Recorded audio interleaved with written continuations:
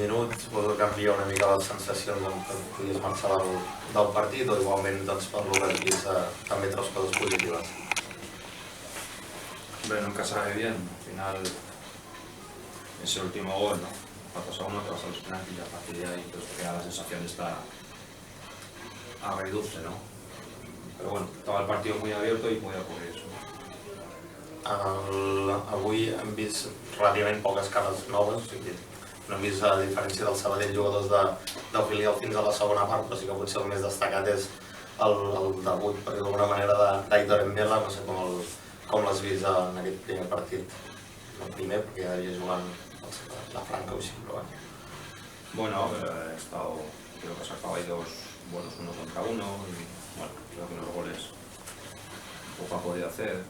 Bien, en líneas generales, bien, ¿no? Obviamente, pues un jugador que no está compitiendo, pues siempre tienes ese respeto, bueno, balones largos, a situaciones un poco, pero bueno, es normal, ¿no? No la pasa a la pasado otros cuantos.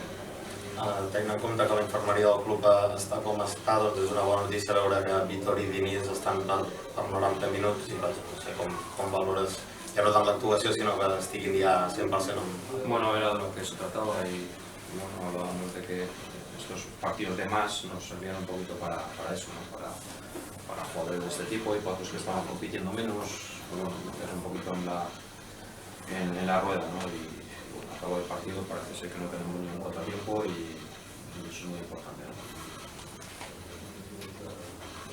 ¿Ya está? Ya está. Bueno. Gracias.